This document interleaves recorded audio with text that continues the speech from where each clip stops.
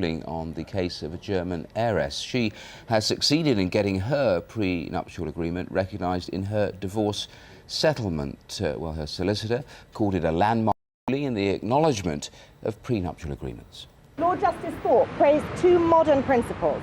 First, that there should be due respect for adult autonomy. Responsible adults should be allowed to decide the financial fate of their marriage themselves without excessive interference from a nanny state.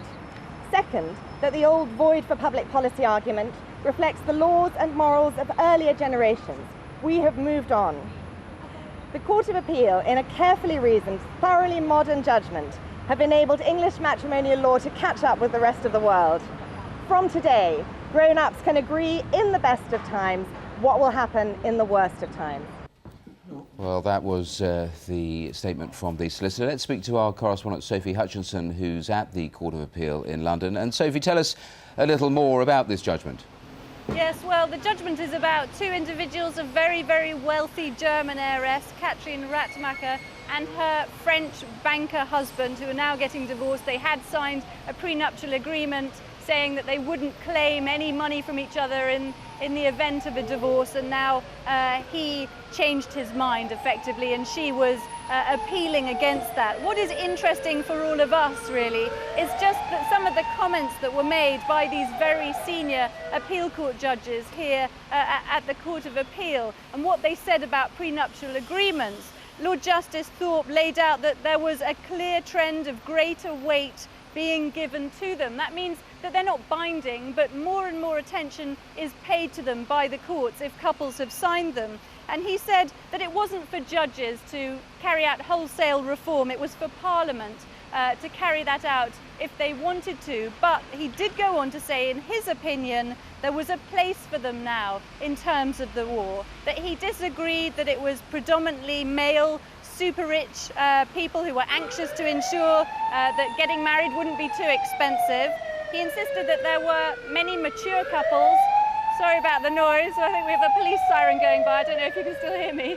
But he insisted that there were many mature couples, perhaps going into a second marriage and who had children from a first marriage, who wanted to protect those children's assets, who might want something that was an agreement. And he stated that, subject to proper safeguards, a carefully fashioned contract should be available as an alternative to the stress, anxieties and expense of going through the court. OK, Sophie Hutchinson, thanks very much. Well, let's continue to look at this. I'm joined by the legal analyst Joshua Rosenburg here with me. Joshua, what do you make of this? It's very important. The Court of Appeal is bound by an earlier decision from the Judicial Committee of the Privy Council. That's the same level as the House of Lords. That was a decision read out by Lady Hale, and she said last year that this higher court couldn't reverse the long-standing rule that prenuptial agreements were not binding because they were contrary to public policy. Now, these three appeal court judges are bound by that decision, but they don't like it. They even suggest that the idea is patronising to suggest that people can't make decisions for themselves, particularly women. I mean, look, Justice Wilson says the very basis of our present law is an unspoken premise that prior to marriage, one of the parties, in particular the woman, is by reason of heightened emotion and the intensity of the desire to marry, likely to be so blindly trusting of the other as to be unduly susceptible to the other's demands, even if unreasonable. In other words, he thinks it's patronising to say that adult people can't decide for themselves what should happen if their marriage fails. So the long and short of it, are we now likely to see more of these? We are.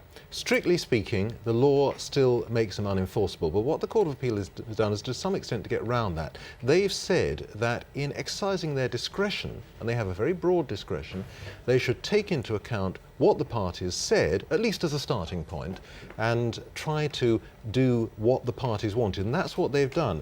They have said that the husband, the poorer of the two, the wife was very wealthy, the husband was a student, they've said the husband isn't going to get as much as the lower court, the trial judge, said, because, after all, that was the basis on which he'd gone into the marriage, and that the trial judge had been wrong to say prenuptial agreement is highly relevant and then ignore it. In other words, they have found a way of giving the parties what they themselves wanted and expected.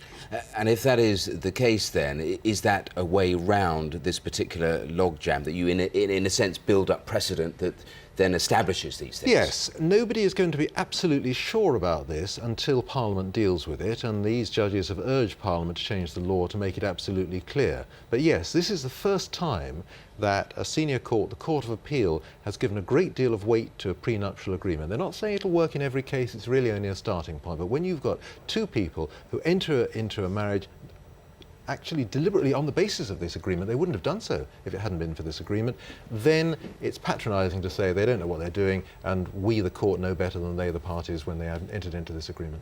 OK, Joshua Rosenburg, thanks very much. Thank you. 23 minutes.